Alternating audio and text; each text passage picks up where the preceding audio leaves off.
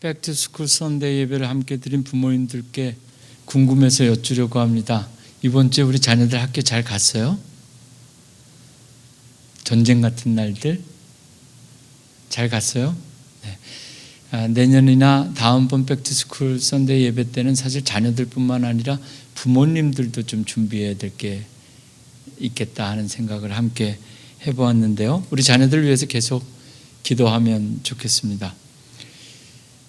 그릇에 무엇을 담느냐에 따라 이름이 바뀌죠. 밥그릇, 밥이 담기기 때문에 밥그릇, 냉면이 담기면 같은 그릇도 냉면 그릇 이렇게 불리는 거죠. 하나님께서 바울을 향해서 내가 택한 나의 그릇이다. 확실한 것은 그 그릇에 예수 그리스도의 이름을 담으신 건 확실한 것 같아요. 내 이름을 위하여 내가 택한 그릇이다 하셨으니까 말이죠. 이번 9월 성령의 달, 선교의 달, 우리 교회가 하나님께서 택하신 하나님의 그릇 되기 원한다. 이 그릇에 하나님께서 무엇을 담으실지 오늘부터 저뿐만이 아니라 선교사님들 통해서 주일 강단 선포되어지는 이 강단의 말씀들이 여러분들에게 담기는 귀한 하나님의 축복의 말씀들 되기를 주님의 이름으로 축원합니다. 사도행전 1장 8절 말씀, 선교의 달 첫 번째 주일, 우리 성도들과 함께 이 말씀 다 함께 읽고 선포하고 설교 시작하고 싶었습니다. 부탁드려도 될까요? 시작.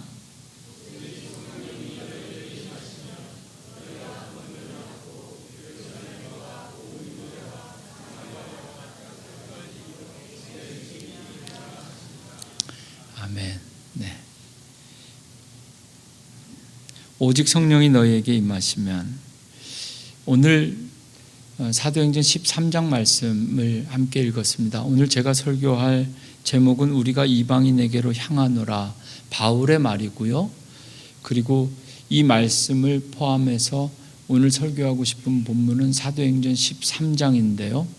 이 말씀을 보면서 설명을 좀 드리면, 성령이 임한 후에 증인된 사람들의 역사를 기록한 것이 사도행전이죠. 사도행전 1장과 2장에 보면 오순절 마가다락방에 성령이 불의 혀와 같이 강한 바람같이 나타나서 막 방언의 역사가 일어나고, 그 일어난 그곳에서 사도행전 2장 베드로의 설교가 시작됩니다. 그래서 그 예루살렘에서 성령이 역사한 예루살렘이죠. 그 다음에 8장 지나면서 온 유대와 사마리아와 땅끝까지 복음이 전파되고요. 오늘 사도행전 13장은 어디냐면 사마리아와 땅끝 그 사이입니다. 온 유대와 사마리아와 팔레스틴 지역에 복음이 전파됐고, 오늘부터 사도행전 13장은 이 사도행전 1장 8절 말씀을 쫙 펼쳐서 사도행전 전체 28장 까지 있는 말씀과 이렇게 오버랩으로 덮어 놓으면 오늘 우리가 읽은 사도행전 13장은 저 말씀에 사마리아와 땅끝 그 사이에 안디옥에서 있었던 일을 기록하고 있습니다. 지금 오늘 이 제가 설교하게 될 본문의 배경을 설명드리고 있는데요. 사도행전 1장 8절 가지고 본문의 배경을 설명하면 저 사마리아와 땅끝에 들어가는 내용이고, 여러분들 잘 아시는 것처럼 바울은 총 1차, 2차, 3차에 걸쳐서 선교 여행을 떠났던 선교사였습니다.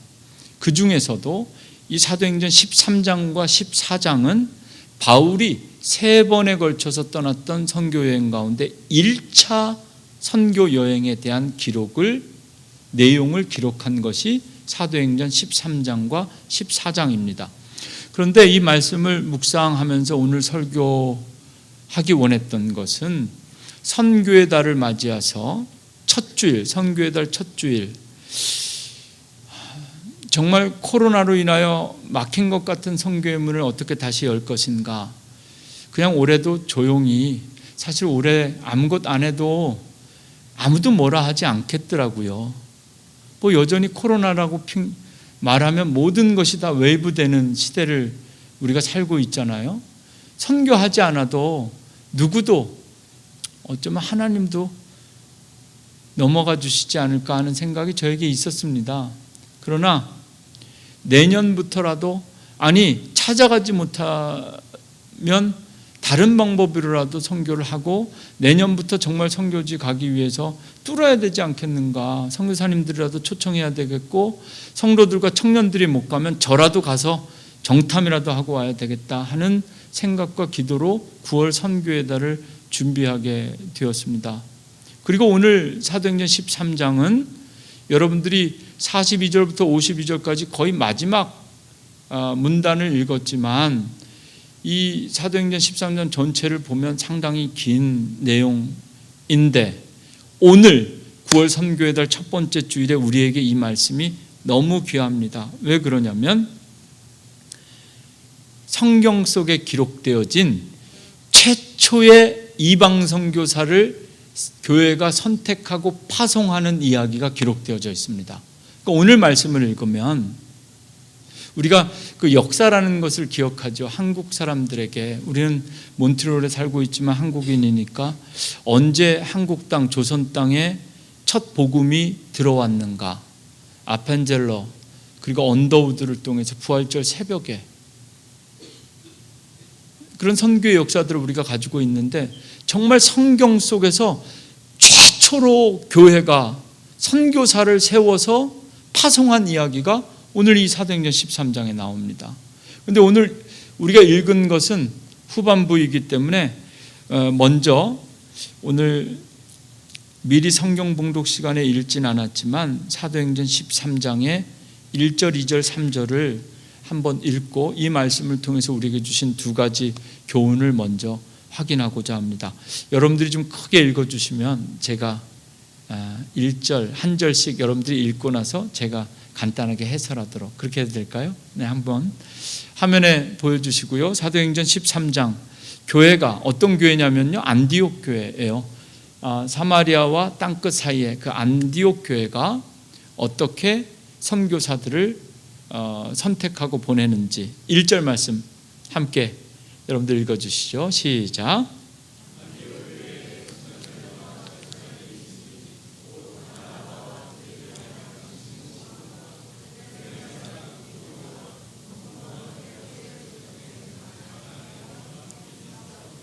네, 안디옥 교회에 누가 있었냐면 선지자들과 교사들이 있었다는 거예요.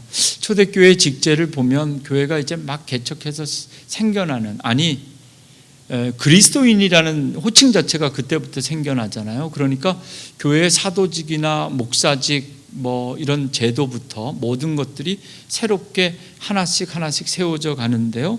그때 교회에 있었던 직분 가운데 하나가 선지자와 교사들이었습니다. 안디옥 교회에 선지자와 교사들이 있었다는 거죠. 여러분 생각하십시오. 일반 성도들이 다 있지만 그 가운데 좀 더 신실하고 헌신하고 믿을 만한 사람들, 선지자와 교사들이 있었다는 겁니다. 그리고 그 선지자와 교사들 가운데 여러분 사람 읽었는데 눈으로 한번 보시면 제가 확인했는데 5명이에요. 바나바로 시작해서 사울로 끝납니다. 지명이 있어가지고 헷갈릴 수 있는데요.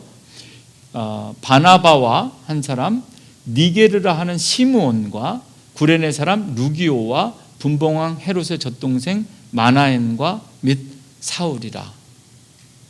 여러분 우리가 바나바와 사울 하면 성경에서는 대개 주로 사울과 바나바, 사울이 first, 바나바가 second 이렇게 우리 귀에 자주 들리고 익숙한데요. 이 처음에 선교사로 선택받은 이때만 해도 막 회심한 사울, 바울보다는 바나바가 훨씬 더 인지도와 지명도와 신앙이 교회 공동체 안에서 공식적으로 인정되었던 것 같습니다. 늘 사도행전 13장에 보면 바나바가 사울보다 먼저 나옵니다. 그리고 신약성경을 읽다 보면 어느 순간 은근히 순서가 바뀝니다. 사울이 바울이 되어서 먼저 나오고 바울과 바나바, 바울과 바나바. 그러니까 처음에 이 두 사람이 뽑힐 때는 바나바와 사울, 바나바와 사울, 바나바와 사울, 바울, 바나바, 바울, 바나바 이렇게 자연스럽게 순서가 바뀌게 되는데요. 이것도 아마 성경을 기록한, 사도행전을 기록한 누가가 어떤 의도를 가지고 한 것 아닌가, 제가 읽을 때는 좀 그런 느낌이 드는데요. 5명의 선지자와 교사 가운데 5명의 사람들이 있었다. 2절 말씀 읽어주시죠. 시작.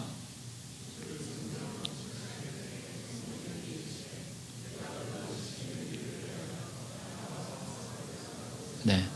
주를 섬겨 금식할 때 이 일꾼들이 금식한 것이 아니라 안디옥 교회 모든 교인들이 헌신하면서 섬기면서 금식할 때 성령께서 말씀하셔서 5사람 가운데 2사람을 따로 불러라.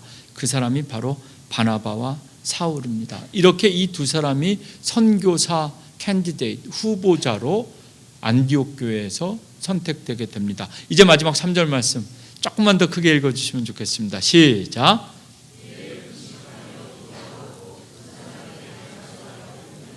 너무 간단하죠. 선교사를 세우고 보내는 과정이 선지자와 교사들 가운데 5명 골랐고 그 5명 가운데 또 2사람 따로 불러서 기도하고 금식하며 금식하며 기도하고 안수하여 보내니라. 선교사를 보내는 일에 기도가 있었다는 것 기억하시고요. 그냥 기도가 아니라 금식하며 보냈다. 9월 선교의 달 우리가 무엇을 해야 될지 이 3절 말씀 속에 다 들어져 있는 것 같습니다. 금식하며 기도하는 것. 그리고 안수한다는 것은 뭐죠? 이 안수할 땐 특별히 신약 성경에 보면 안수할 때 성령이 임하는 것을 보게 되는데요. 또 레위 제사법부터 이렇게 희생 제물들부터 이렇게 안수하는 전통들을 보면 제 생각에는 안수한다는 것은 당신을 보낸다라는 것이 아니라 나도 당신과 함께 간다. 이런 마음인 것 같습니다. 선교사들을 보내고 선택하고 보내는 방법. 저는 이 1절부터 3절까지 읽으면서 2가지 말씀을 읽고 선교의 달을 준비하고 우리 교회가 앞으로 어떤 선교를 할까 생각하면서 조금 추상적이게 들릴지 모르지만 2가지 하나님께서 제게 주신 2가지 메시지가 들렸어요. 첫째는요, 선교는 엄청난 손실이다 하는 생각이 들었어요. 성경을 이렇게 이해해도 되나? 해석할 수 있나 싶은 생각이 드는데, 내가 만약에 안디옥 교회 담임 목사라면 나는 어떻게 했을까? 교인 중에 제일 좋은 일꾼 5을 고르고 그 5 일꾼 가운데서도 제일 좋은 2사람을 나는 한 사람은 선교부장 시키고 한 사람은 재무부장 시키고 이렇게 그냥 교회에 두고 싶을 텐데, 안디옥 교회는 어떻게 베스트 오브 베스트 이 사람들을 보낼 생각을 했을까?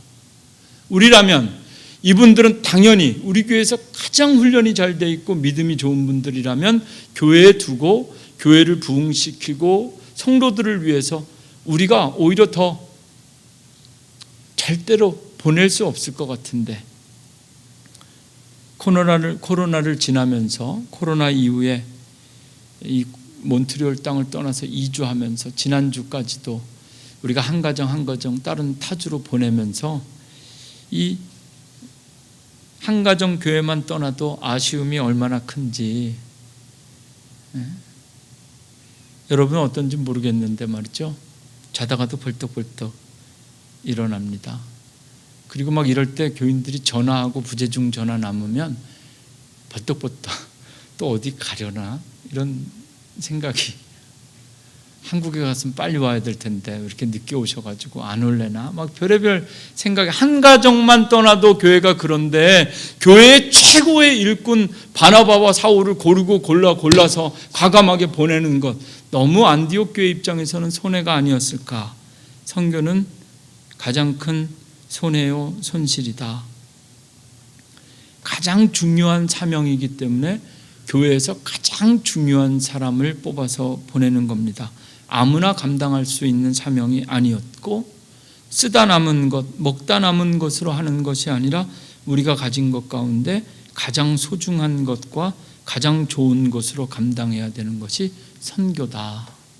안디옥 교회가 2사람을 골라서 보내는 모습을 보면서 그런 생각을 하게 되고 반성도 함께 하게 되었습니다. 두 번째는요, 오늘 본문뿐만 아니라 오늘 본문을 읽으면서 제가 지금까지 가지고 있던 이 또 좀 새로운 것이 좀 열려지는 것 같더라고요.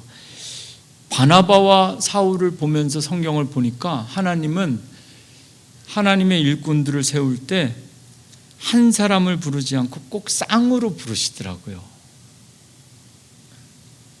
그래서 선교는 함께 하는 것이다라는 것을 절실하게 느끼게 되었습니다. 예루살렘 교회 12사도 12명의 제자가 있었지만 우리 지난달에 계속 찬양한 것처럼 베드로와 요한이 기도하러 올라갈 때 기도하던 베드로 옆에는 요한이 있었죠. 은이나 금은 내게 없다. 그러나 내게 있는 이것 나사렛 예수 그리스도의 이름으로 명하노니 일어나 걸을지어다. 이 말을 할 때 베드로 옆에 요한이 있었다는 겁니다. 7명의 7집사 7사람들을 뽑았는데 우리가 7사람들은 다 기억하지 못하지만 성경은 쌍으로 우리에게 소개합니다. 스데반과 빌립이 있었다. 바나바와 사울도 마찬가지입니다. 구약 성경에서부터 보니까 늘 그래요. 모세 옆에는 입이 뻣뻣해서 못 가겠다고 끝까지 버팅기는 모세 옆에는 아론이 있었고, 정탐꾼으로 갔다 왔던 여호수아 옆에는 갈렙이 있었고, 그래서 우리가 쿵 하면 짝 떨어지잖아요. 여호수아, 갈렙. 또 없나요? 다윗과 요나단. 이렇게 쌍으로 묶어주시더라고요. 바나바와 사울도.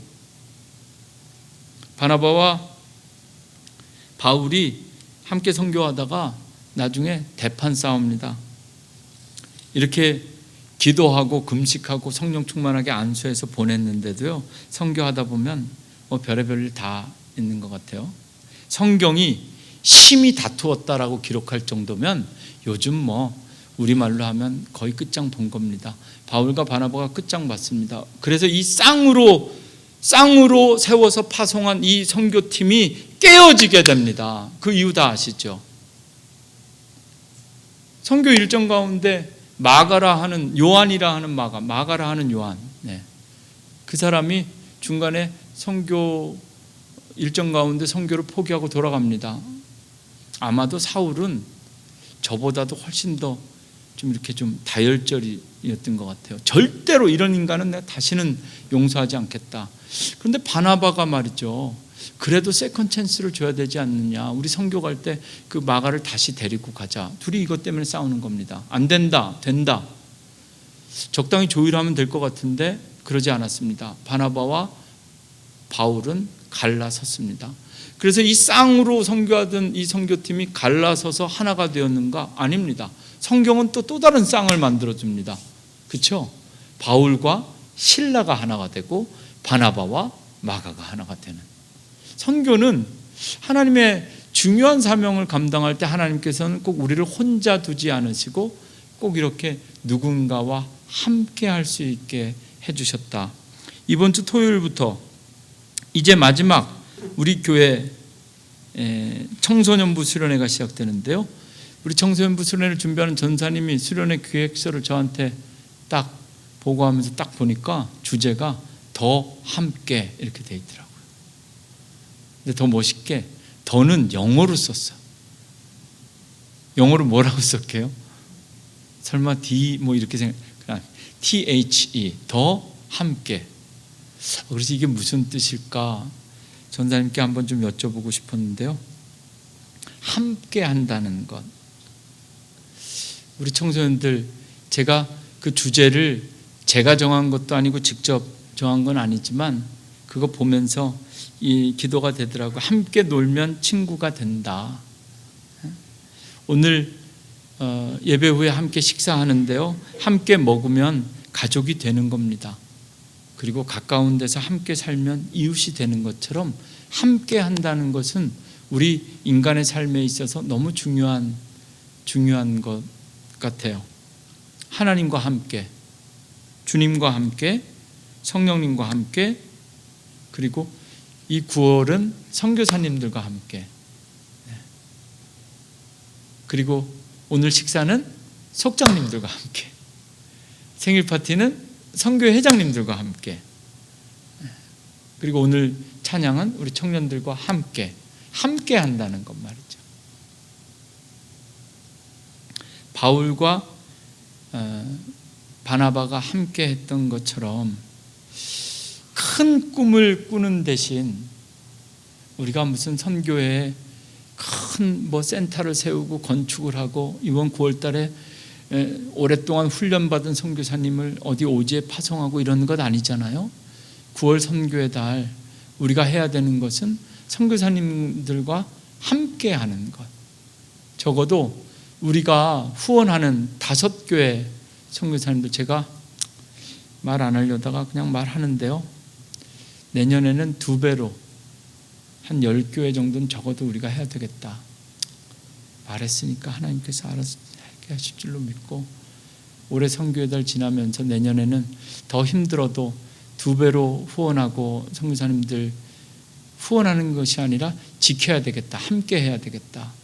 이번 9월 선교의 달을 맞이해서 선교사님들 초청해서 이 강단에 세우고 말씀 들을 때마다 선교사님들에게 우리가 큰 것을 개런티할 수 없지만 우리가 당신과 함께 있습니다. 바나바와 바울이 함께 있었던 것처럼 함께 있다. 우리가 이건 몬트리올에 있지만 탄자니아에 있는 당신과 우리가 함께 있습니다. 우리가 이곳 캐나다 몬트리올에 있지만 저 캐나다 땅끝 케이프 브레튼에 있는 이근권 선교사님과 우리가 함께 있습니다. 함께 있다는 것만 느낄 수 있다면, 그리고 그런 메시지를 선교사님들에게 줄 수만 있다면 얼마나 감사할까.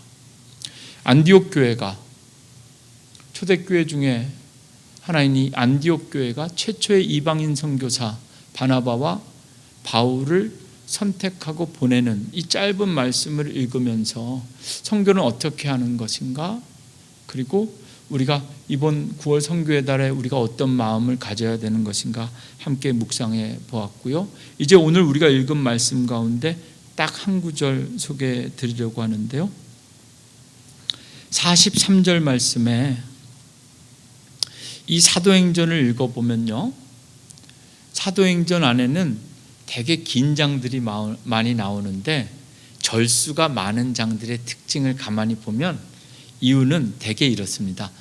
누군가 설교한 것을 그대로 기록해 놓아서 분량이 길어요. 그런데 사도행전을 기록한 이 누가는 오늘 사도행전 13장에서 사도 바울이 이제 이렇게 선교사로 딱 파송돼 가지고 비시디아 안디옥이라는 곳에 가서 처음으로 회당에서 설교를 하는데, 저 같으면 정말 바울이 대단하다 싶은 게, 선교사로 파송돼서 첫 선교지에 딱 가서 제일 먼저 설교를 하는데요, 좀 경망된 표현이지만 말씀을 읽어보면 완전 대박이 났습니다. 성경에 오늘 말씀 이렇게 시작해요. 42절 첫 말씀만 보면 그들이 나갈새, 이 성전에서 사도 바울이 설교를 딱 했거든요. 설교가 끝나자마자 그 설교를 들은 사람들이 42절 말씀, 그들이 나갈 때, 오늘 예배 끝나고 나갈 때 여러분 잘 보십시오. 어떻게 안디옥 교회와 우리 교회가 다른지. 예배 끝나고 나갈 때 사람들이 청하되 요청했다는 겁니다. 설교자에게, 바울에게 다음 안식일에도 이 말씀을 하라. 이제 예배 끝나고 갈 때 제가 정문에 가끔씩 있으면 안녕하세요도 하지만 한국 교회는 그게 매너인 것 같아요. 우리 교회는 별로 없는데 그런 매너가. 한국 교회는 은혜 받았습니다. 못 받았어도 누가 알아요? 받은지 못 받은지. 못 받았어도 받았다고 말하고 갑니다. 은혜 받았습니다. 그러면 은혜를 받았는지 안 받았는지 누가 제일 잘 알아요? 설교한 사람이 제일 잘 알아요. 그냥 제가 문 앞에 없으면 없나 보다 생각하시는 게 좋아요. 바울은 보니까 말이죠, 전 너무 부러웠어요. 설교를 했는데 설교를 들은 사람들이 그 다음 주에도 그 말씀을 또 해달라는 거예요. 은혜 받았다는 얘기가 아니라 오늘 말씀이 얼마나 좋았는지 바울에게 다음 주에도 이 말씀을 또 들었으면 좋겠습니다. 또 들을 수 있을까요? 다른 설교 필요 없을 것 같아. 오늘 한 이 설교를 다음 주에 또 해달라고 이야기하는 겁니다. 그럴 수만 있다면 참 잘할 때까지 시키는 건가? 그게 아니라 이 말씀 보면요, 이렇게 바울에게 오늘 주신 이 말씀을 다음 주에도 또 듣기 원합니다. 그리고 그 말씀 읽어보면 그 다음 주, 그 다음 안식일에는 그 비시디아 안디옥의 모든 시민들이 다 모였다는 겁니다. 이 말씀 들으려고. 엄청난 역사가, 처음으로 파송한 선교사가 처음 한 설교에 이 도시가 완전히 뒤집어지는 역사가 나타나게 됩니다. 그때 사도 바울이 다음 주에 똑같은 설교를 또 했는지 뭔지 그건 본문에 안 나와서 제가 잘 모르겠어요. 사도 바울이 한 이야기가 43절에 있는데요. 43절, 회당의 모임이 끝난 후에 유대인과 유대교에 입교한 경건한 사람들이 많이 바울과 바나바를 따르니 두 사도가 더불어 말하고 항상 하나님의 은혜 가운데 있으라. 여러분 따라하겠습니다. 항상 하나님의 은혜 가운데 있으라. 특별하게 들리지 않을 것 같아도 여러분 눈을 크게 뜨고 저 말씀을 보셔야 됩니다. 오늘 우리에게 주시는 하나님의 말씀이라고 저는 확실하게 믿습니다. Continue in the grace of God. 영어로는 아마 그렇게 되어 있는 것 같은데요. 항상 우리는 하나님의 은혜로 살고 은혜를 경험하죠. 여러분 어떻습니까? 때때로입니까? 항상입니까? 항상. 이 은혜가 컨티뉴, 끊어지지 않고 쭉 그렇게 삽니까? 이 롤러코스터 같은 신앙과 믿음의 삶을 살아가는 우리들에게 오늘 하나님께서 그렇게 살지 말라는 겁니다. 업앤다운 하지 말라는 겁니다. 항상 은혜로 사는 것. 그리고 눈을 더 크게 뜨고 보십시오. 은혜 어디에 있으라는 겁니까? 가운데. 전 저 말씀이 너무 좋았습니다.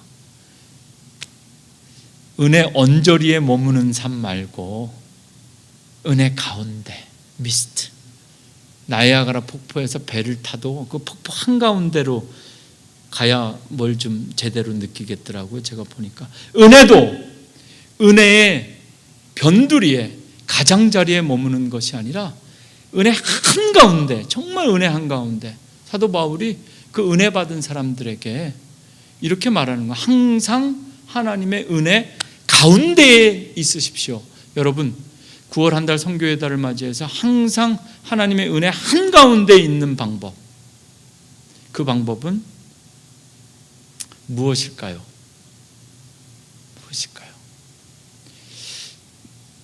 사도행전을 기록한 누가는 사도행전 2장에서 사도, 제일 유명하죠. 12사도, 예수님 곁을 따라다녔던 완전 최고의 사도입니다. 지금 천주교는 그 사도가 교황이잖아요. 천국의 열쇠.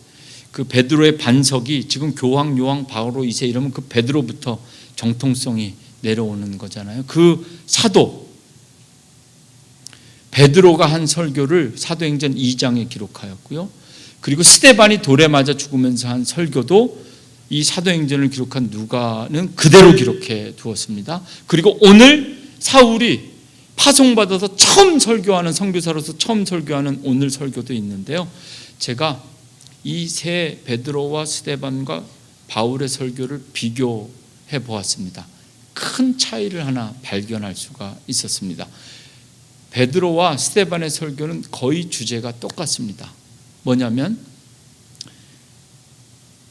하나님께서 언약의 약속으로 보내주신 분이 예수 그리스도다. 그런데 너희가 예수 그리스도를 십자가에 못 박아 죽였다. 그러니까 베드로와 스데반은 유대인들을 위해서 설교했던 설교자니까 메시지가 그렇습니다. 예수님이 오셨는데 그 예수를 십자가에 못 박아 죽였다. 누가?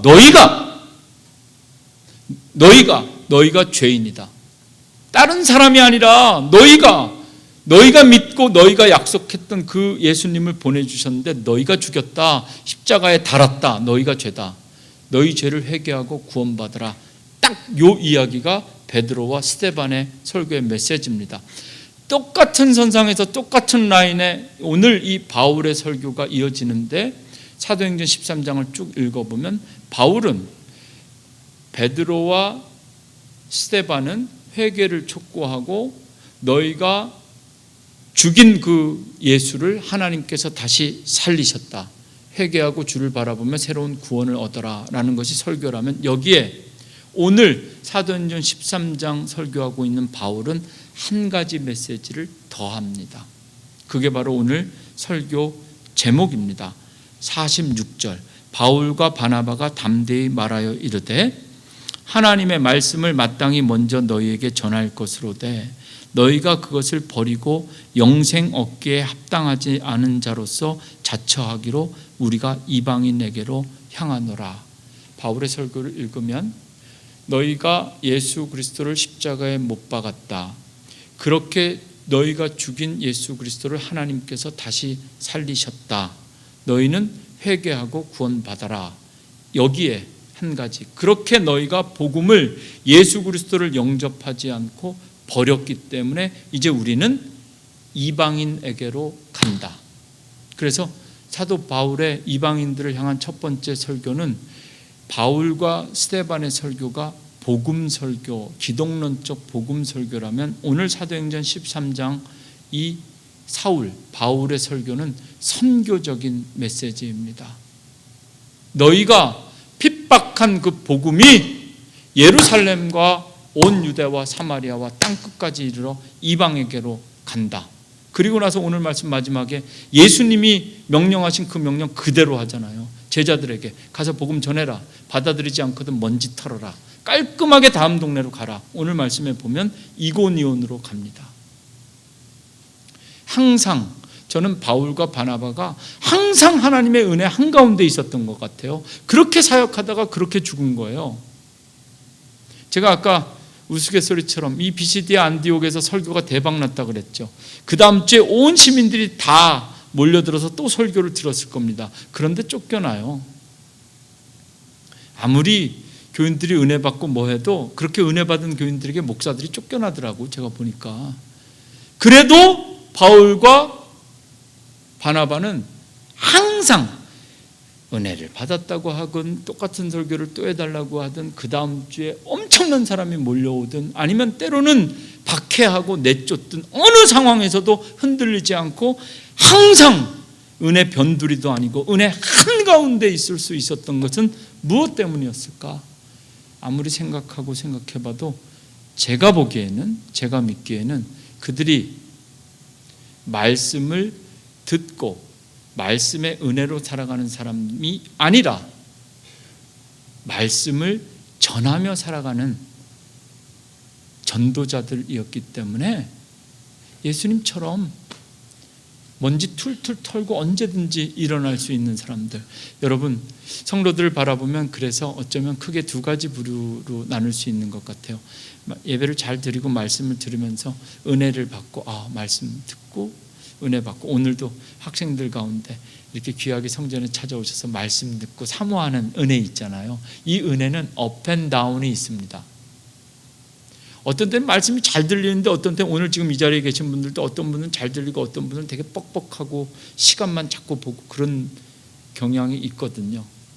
그러니까 말씀을 듣는 거에는 좀 조심스러운 표현인데 은혜를 경험할 수 있지만 오늘 본문을 생각하면서 보면 항상 말씀을, 항상 은혜를, 하나님의 은혜 한가운데 있을 수 있는 방법은 말씀을 들으면서 들을 때 느끼는 은혜뿐만 아니라 말씀을 전하면서, 여러분들의 입술이 말씀을 전하면서 사는 삶을 살아야 우리가 업앤다운 없이 은혜의 끊어짐 없이 항상 은혜, 그것도 은혜의 변주리가 아니라 은혜 한가운데서 살아갈 수 있다.